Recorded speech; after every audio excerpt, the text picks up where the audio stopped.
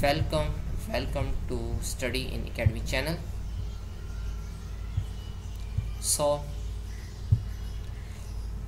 आज हमारा टॉपिक जो है वो बहुत ही इम्पोर्टेंट टॉपिक PST यानी मुताला पाकिस्तान से रिलेटेड है, और वो है कायदे आज़म के 14 नुकात यानी द 14 पॉइंट्स ऑफ कायदे आज़म मोहम्मद अली जिन्ना। तो स्टार्ट लेते हैं।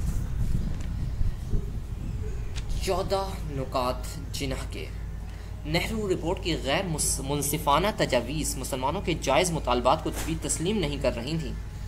इसकी के जवाब में कायदे आज़म मोहम्मद अली जिन्ना ने मार्च 1929 में इनके 14 नुकात पेश किए, जो मुस्लिम लीग का दिल्ली में इजलास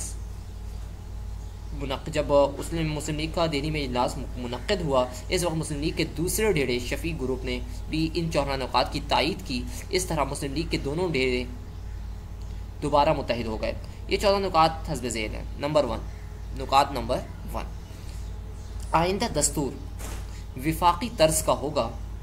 दस्तूर हम कहते हैं, आइन को कहते हैं, रूल्स रेगुलेशन के एक पूरे मुसव्वदे को कहा जाता है। आइंदा दस्तूर जो होगा वो कैसा होगा? विफाकी तर्ज का होगा, फेडरल के अंदाज का होगा, जिसमें सूबों को ज़्यादा से ज़्यादा इख्तियारात हासिल रहेंगे। ये पहला पॉइंट था, पहला नुकात में से पहला पॉइंट था। सही है। दूसरा नंबर आ रहा है, सारे सूबों को यकसा बुनियादी उसूलों पर दाखिली खुद मुख्तारी दी जाएगी। तीसरा है, मुल्क के सारी कानून साज असम्बलियों और इंतखाबी इदारों की तश्कील इस वज़ा और क़तई उसूलों पर होगी कि हर सूबे में अक़लियतों को मुनासिब मौसर नुमाइंदगी हासिल रहे और किसी अक्सरियत को घटाकर अक़लियत या मुसव्वियाना दर्जे पर ना लाया जाए। नंबर 4, मरकज़ी कानून साज असम्बली में मुसलमानों की तादाद कुल तादाद की 1/3 से कम ना होगी। नंबर 5, मुख्तलिफ फ़िरक़ों की नुमाइंदगी मुरव्वजा तरीक़े के मुताबिक जुदागाना इंतखाब के ज़रिए होगी, मगर हर फ़िरक़े को ये इख्तियार हासिल होगा कि वो अपने इख्तियार से जुदागाना इंतखाब के बजाय मखलूत इंतखाब का तरीक़ा कबूल कर लें। पॉइंट नंबर 6, अगर कभी सूबों की नई हदबंदी की ज़रूरत पेश आई तो इसका ख्याल रखा जाएगा कि पंजाब, बंगाल और शुमाली मगरबी सरहदी सूबे में मुस्लिम अक्सरियत इससे मुतासर न हो। नंबर 7, कामिल मजहबी आज़ादी का एहतमाम किया जाएगा। कामिल मजहबी आज़ादी का एहतमाम किया जाएगा, यानी अक़ीदे, इबादत, तबलीग, तालीम के कामिल आज़ादी का हर फ़िरक़े को आज़ादी होगी, हर फ़िरक़े को उसकी आज़ादी होगी। वो कौन सा दीन इख्तियार कर रहा है, किसकी तबलीग कर रहा है, ठीक है।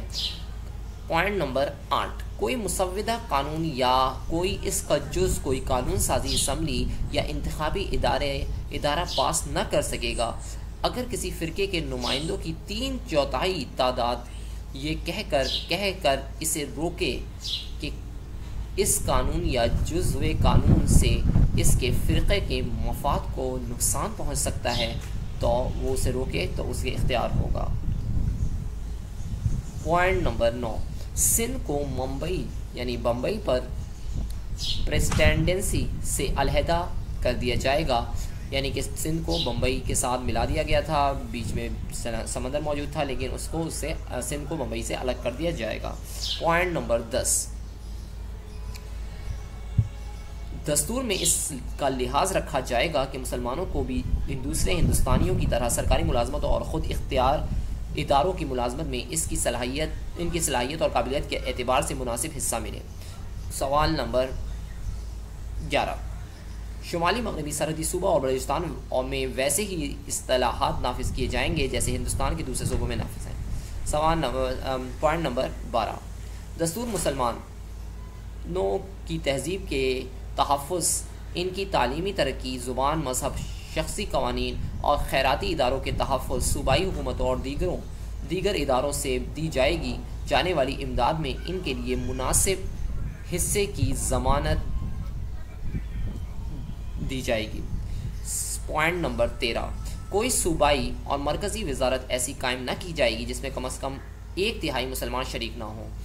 پوائنٹ نمبر 14، مرکزی قانون ساز اسمبلی دستور میں اس وقت تک کوئی تبدیلی نہ کی جائے گی جب تک کہ وفاق کے رکن صوبوں کی منظوری نہ کر لیں۔ وفاق کے رکن صوبوں کی منظوری نہ کر لیں، اس وقت تک کوئی اجازت اور تبدیلی کی ضرورت نہیں ہوگی اور تبدیلی نہیں کی جائے گی۔ یہ تھے قائد اعظم کے 14 نکات۔ ان نکات میں کوئی نئی اور جدید بات موجود نہیں تھی، بلکہ یہ دہلی مسلم تجاویز کی ایک منظم اور وسیع ترین شکل تھی جس میں مزید مطالبات شامل کر دیے گئے تھے جو وقتاً وقتاً مسلمانوں کے مختلف پلیٹ فارموں سے پیش کیے گئے۔ ان نکات میں مسلمانوں کے سارے سیاسی، آئینی اور معاشرتی و ثقافتی مسائل کا حل شامل تھا جس سے مسلمان 1929 میں دوچار ہوئے تھے۔ ان نکات سے مسلمانوں کی آزادی کے مطالبہ کا رویہ متعین ہوا اور ان کی دلی خواہش کا اظہار ہو گیا کہ وہ کیا چاہتے ہیں مسلمان، جو وہ دوسروں کے تعاون سے حاصل کرنا چاہتے تھے۔ لیکن ان نکات کو کانگریس نے کوئی اہمیت نہ دی اور برطانوی حکومت کی علمبرداروں نے بھی اس پر کوئی توجہ نہ دی۔ اس کے نتیجے میں مسلمانان ہند کی سیاسی رویے کی نئی تشکیل ہوئی۔ 1930 کے بعد انہوں نے ان نکات کو مد نظر رکھتے ہوئے آزادی کی طرف پیش رفت کی۔ ان نکات میں پاکستان کے تصور کا ابتدائی خیال موجود تھا۔ ان نکات کی بنیاد پر یہ تجویز پیش ہوئی کہ سیاسی طاقت اور ترقی کے مواقع ہیں، ہندوستان اور مسلمانوں کو برابر کا حصہ چاہیے ہے۔ یہ نکات پوری طرح صراحت شدہ تھے اور اس کی مزید تشریح ضروری نہیں تھی، لیکن اس کے باوجود وہ صدائے صحرا سے زیادہ اہمیت کے حامل ثابت نہ ہوئے۔ یہ تھے قائد اعظم کے 14 نکات جو کہ تمام تر ایگزامینیشن پوائنٹ آف ویو سے بہت اہمیت کے حامل ہیں۔ مزید ویڈیو میں مزید ٹاپکس کو ڈسکس کریں گے۔ جب تک کے لیے اللہ نے کے بعد آپ لوگوں کی سماعتوں کا بہت بہت شکریہ۔ جزاک اللہ خیر۔